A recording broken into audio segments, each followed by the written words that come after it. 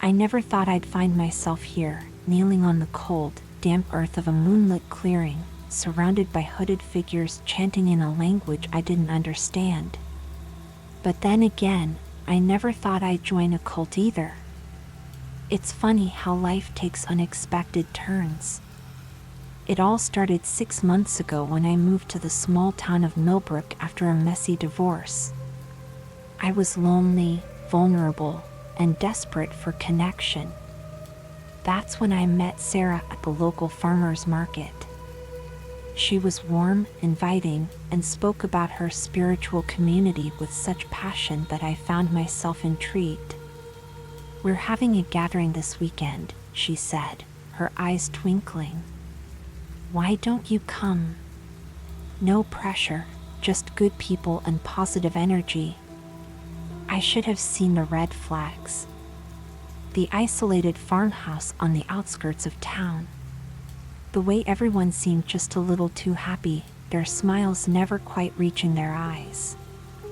But I was too caught up in the sense of belonging I felt for the first time in years. The gathering started innocently enough. Meditation, talks about finding inner peace, organic communal meals. But slowly, things began to change. The leader, a charismatic man named Gabriel, started speaking of visions, of a coming apocalypse that only the chosen would survive. "We are the seeds of a new world," he proclaimed, his voice resonating through the candlelit barn. "The old order must fall for us to rise." I watched as my fellow members nodded fervently, their eyes glazed with adoration. A part of me wanted to run, but another part, a darker part one didn't want to acknowledge, was drawn in deeper. Weeks turned into months. We moved to the compound full-time, cutting off contact with the outside world.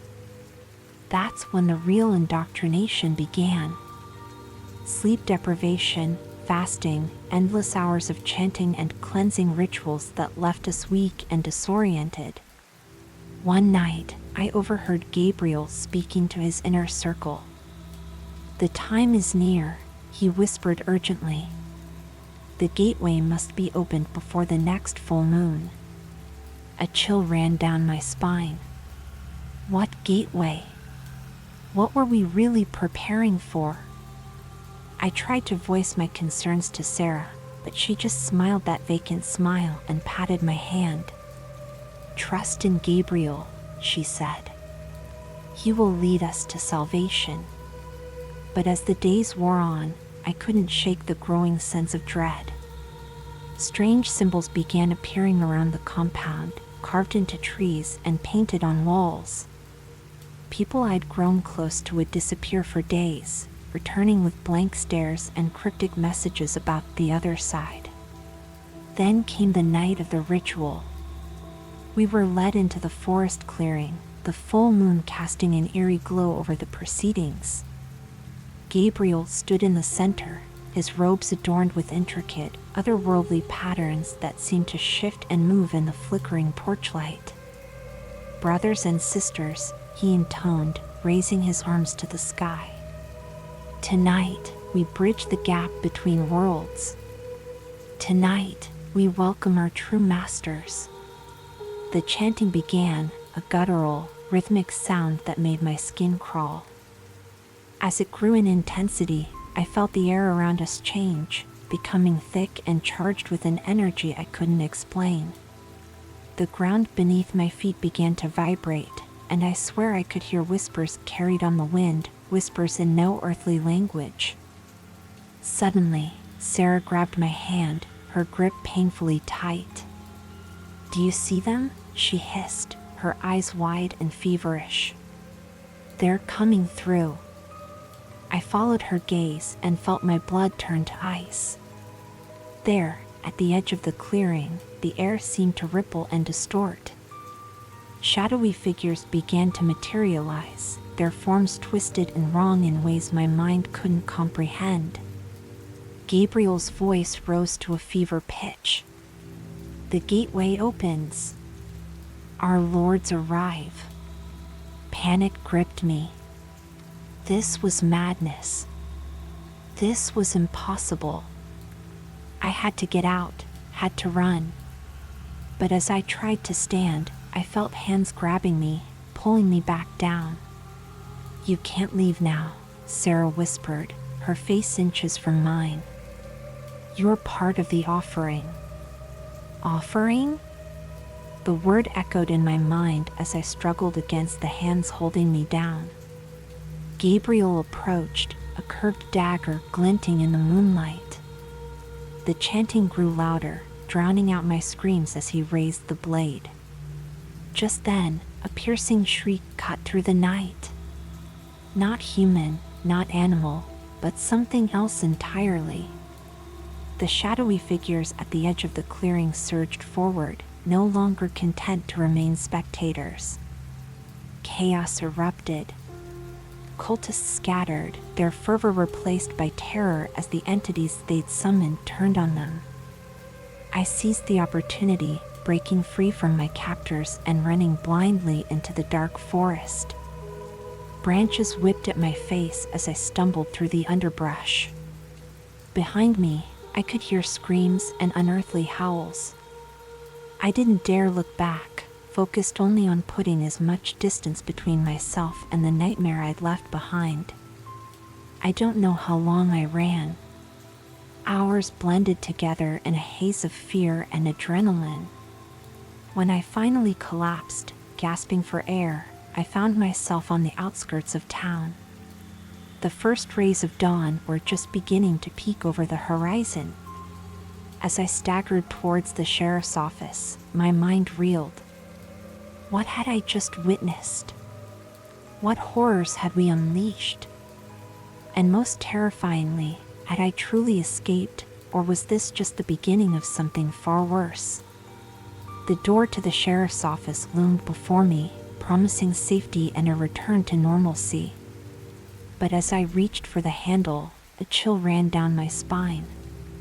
There, carved into the wood, was one of the symbols from the compound. I froze, my hand hovering inches from the door. The symbol seemed to pulse with a faint, sickly light. And from inside the office, I heard a familiar chant beginning to rise.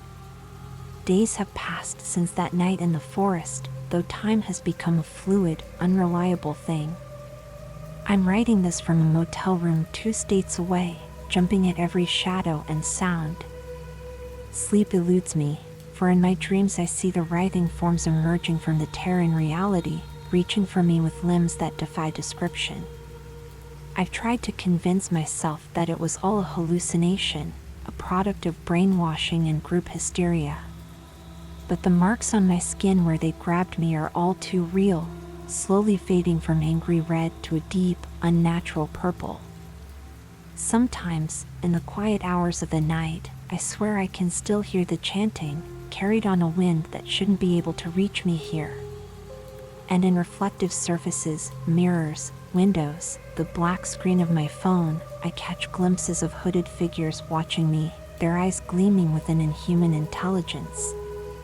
I know I should go to the authorities, try to warn someone about what happened in Millbrook. But who would believe me?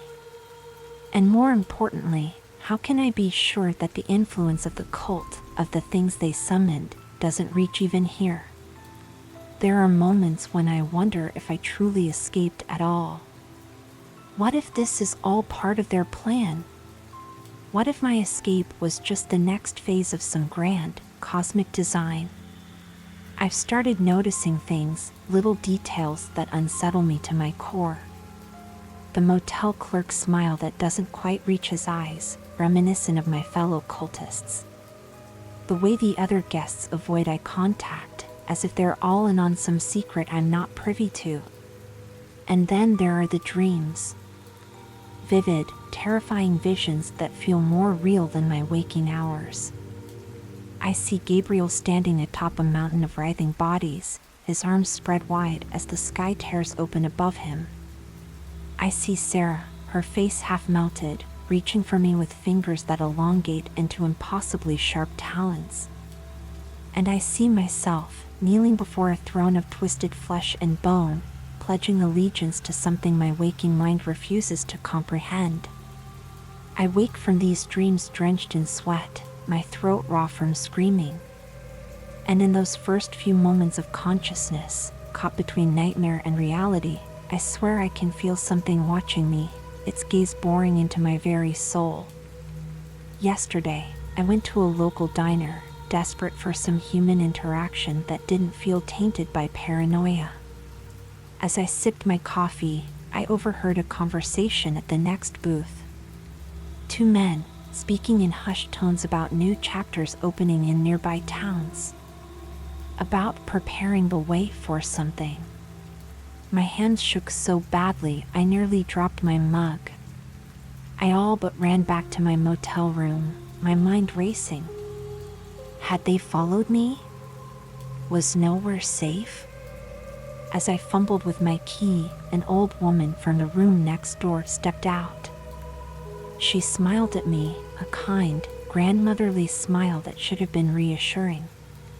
But then she spoke, and my blood ran cold. "Having trouble sleeping, dear?" she asked, her voice creaking like old wood. "I have just the thing. A special tea that helps quiet those pesky voices. Brings peace to even the most troubled minds."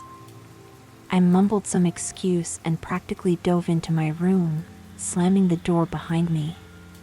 My heart pounded in my chest as I pressed my ear against the wood, listening. For a long moment, there was only silence. Then, so faint I almost missed it, I heard her start to hum. The same melody we used to chant around the bonfire at the compound. I'm writing this now as a record, a warning to anyone who might find it. Trust no one. Question everything. The cult's influence reaches further than I ever imagined possible.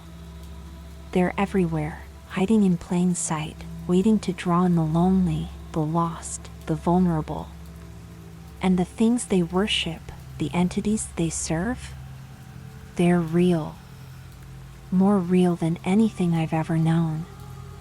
I feel their presence even now, pressing against the thin veil of reality, seeking a way through.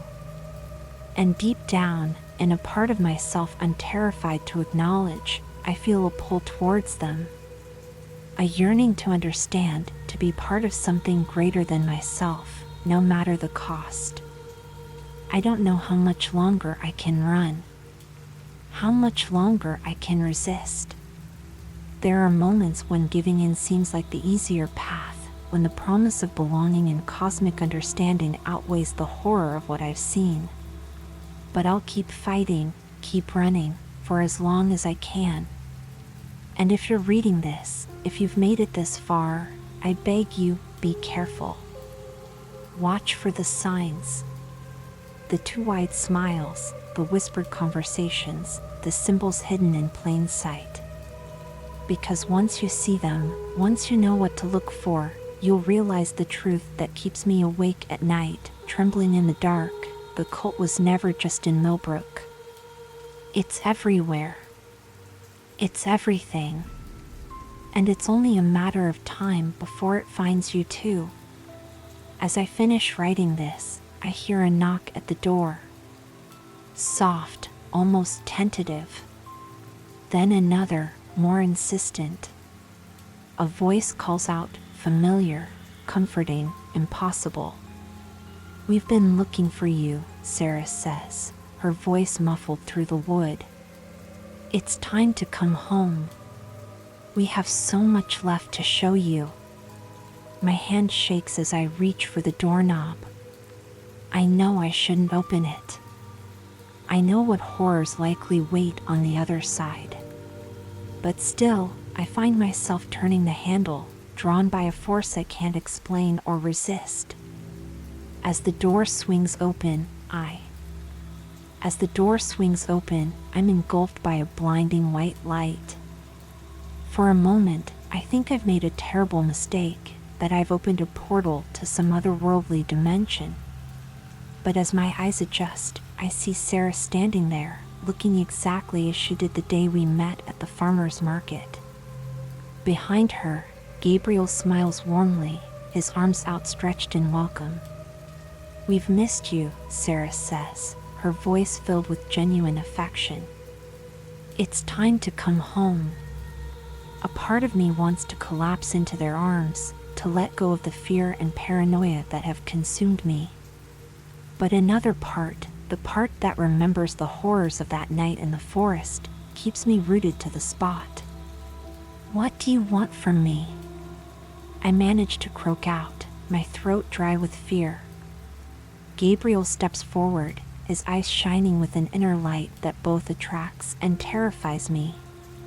"We want to show you the truth," he says. "The full truth. What you saw that night was just the beginning." Before I can react, Sarah grabs my hand. Her touch sends a jolt through my body, and suddenly the motel room dissolves around us.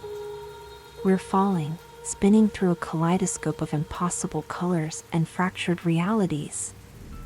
When the world solidifies again, we're standing in the forest clearing. But it's different now. The trees writhe and pulse with an inner life, their branches reaching towards us like grasping fingers. The sky above is a swirling vortex of stars and darkness, patterns emerging and dissolving in a cosmic dance that hurts my mind to comprehend. "This is the world as it truly is," Gabriel says, his voice resonating with power. "The veil has been lifted from your eyes." As I watch in horror and awe, the air around us shimmers and tears. Creatures beyond description step through, their forms constantly shifting and changing. Some are beautiful beyond words, others so terrifying that my mind recoils from the sight of them. "They've been waiting for you," Sarah whispers, squeezing my hand. "You're special. You're the key to bringing our worlds together." I try to pull away, to run, but my body won't respond. It's like I'm watching myself from outside, powerless to intervene as Gabriel leads me to the center of the clearing. The entities gather around us, their attention focused solely on me.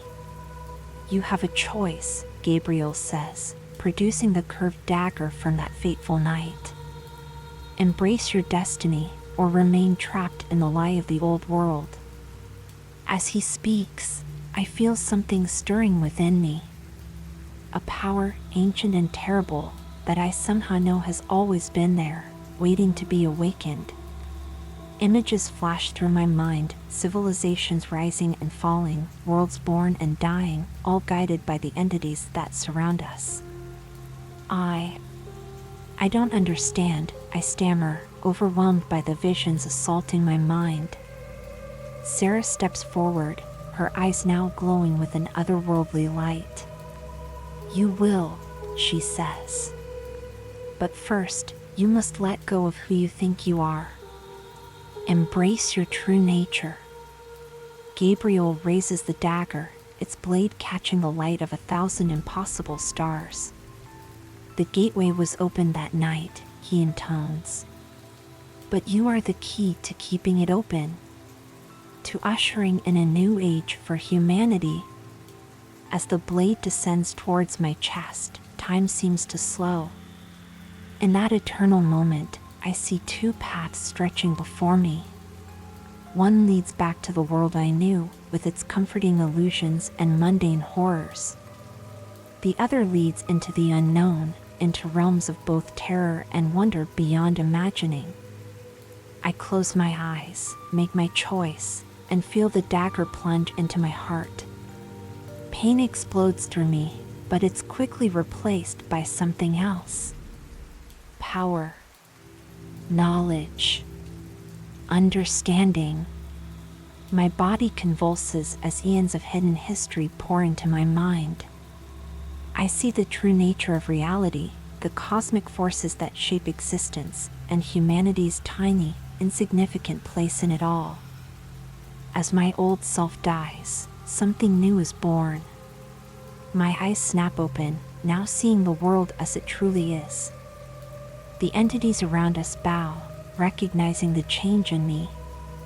Gabriel and Sarah kneel, their purpose fulfilled. Welcome, gatekeeper, 1,000 voices whisper in my mind. The worlds are yours to bridge. I rise, feeling the power coursing through my veins. With a thought, I open tears in reality, glimpsing the infinite worlds that lie beyond. I understand now that this was always my destiny, that every moment of my life led to this transformation. But with this newfound power and knowledge comes a terrifying realization. I am no longer human. The person I was is gone, replaced by something both more and less than human. And the responsibility that now rests on my shoulders is beyond comprehension. As the gatekeeper, I must maintain the balance between worlds. I must guide humanity towards its cosmic destiny while protecting it from horrors it's not yet ready to face. And I must do all this while resisting the temptation to reshape reality according to my own desires. Days, weeks, months pass in the blink of an eye. I walk between worlds, learning to control my powers, communing with entities that defy description. Sometimes I visit the human world, observing from the shadows as people go about their lives, blissfully unaware of the cosmic dramas unfolding around them. I watch as Gabriel and Sarah continue their work, gathering more followers, preparing humanity for the changes to come. I see other cults and secret societies around the world, each with their own fragment of the truth, each playing their part in the grand design. But as my power grows, so does my loneliness. I'm cut off from humanity, unable to form connections with beings so far beneath my new state of existence. The entities I command fear and respect me, but they can never truly understand me. In moments of weakness, I find myself drawn to my old hometown. I watch my ex-wife, now remarried with a child on the way, living the life we once dreamed of together. I see my parents, growing older, still holding out hope that their missing son will one day return. During one of these visits, as I stand invisible in my childhood home, my mother looks up from her coffee. For a moment, her eyes seem to focus directly on me. "We miss you," she whispers, a tear rolling down her cheek. "Wherever you are, I hope you're safe." Something breaks inside me. In that moment, I realize the true horror of what I've become. I have the power to reshape reality itself, but I can't hug my mother. I can't tell her that I'm okay, that I love her. I'm a god among men, and yet I've never felt so powerless. I flee back to the space between worlds, my emotions threatening to tear reality apart around me. The entities gather, drawn by the disturbance, waiting to see what their gatekeeper will do. As I struggle to regain control, I'm faced with a choice that will determine not just my fate, but the fate of countless worlds. Do I continue on this path, guiding humanity towards a cosmic destiny they never asked for? Do I use my powers to reshape reality, to create a world where I never joined the cult, where I'm still human? Or do I do the unthinkable, find a way to end my own existence, to close the gateway permanently and let humanity chart its own course? As I wrestle with this decision, I become aware of a presence. Something vast, ancient, and powerful beyond even my new comprehension. It speaks, not in words, but in concepts that reverberate through the fabric of reality itself. You stand at a crossroads, gatekeeper, it communicates. Your choice will echo across all of existence. Choose wisely. I look out across the infinite expanse of realities, each one a world of possibilities, of lives lived and choices made. I think of the family I left behind, of the normal life I once craved. And I think of the wonders and horrors I've witnessed, the knowledge that now burns within me. With a deep breath, I make my choice. The consequences ripple out across reality, reshaping the past, present, and future in ways even I can't fully comprehend. As the changes take hold, I feel myself beginning to fade. In my final moments of awareness, I find myself back in that motel room. The door is still opening, Sarah's voice still calling out to me. But this time, I know what to do. I slam the door shut, turn the lock, and begin to barricade it with everything I can find. Sarah pounds on the door, her voice shifting from concern to angry to something inhuman and terrifying. "You can't run from your destiny," she shrieks, her voice distorting into an otherworldly howl. But I'm not running. Not anymore. I grab the notepad by the phone and begin to write furiously, pouring out every detail I can remember about the cult, about the entities, about the cosmic truths I've glimpsed. As I write, I feel reality shifting around me. The pounding on the door fades away. The oppressive sense of being watched lifts. I'm rewriting my own story, and in doing so, changing the course of the world. I don't know if this version of events will stick. I don't know if someday, in some other reality, I'll find myself opening that door and embracing a terrible destiny. But right here, right now, I'm choosing to fight. To warn others. To give humanity a chance to face the cosmic horrors on its own terms. As I finish writing, I feel a sense of peace wash over me. Whatever happens next, I've done what I can. I've made my choice. I fold the pages carefully and slip them into an envelope. On the front, I write a simple message to anyone who will listen. The truth is out there, and it's more terrifying than you can imagine. But we're not powerless. We can choose our own destiny. With trembling hands, I open the motel room door. The hallway is empty, no sign of Sarah or any otherworldly presence. I make my way to the front desk and hand the envelope to the clerk. "If I don't come back," I say, my voice steadier than I feel, "please make sure this gets to the authorities." The clerk nods, looking concerned. "Are you in some kind of trouble, sir?" I manage a small smile. "I hope not. Not anymore." As I step out into the sunlight, I feel different. Lighter somehow, as if a great weight has been lifted from my shoulders. I don't know what the future holds, or if my actions have truly changed anything in the grand cosmic scheme. But for the first time since that fateful day at the farmer's market, I feel hope. Whatever comes next, whatever horrors may still lurk in the shadows of reality, I know now that we have a choice. We can face them together, eyes open, ready to forge our own path through the darkness. I take a deep breath, feeling the warmth of the sun on my face, and start walking. There's a long road ahead, and my journey is far from over. But at least now, I'm moving forward on my own terms. As I reach the edge of the motel parking lot, I can't resist one final glance back. For a moment, just a moment, I swear I see a tear in the air, a glimpse of that other world with its writhing trees and impossible sky.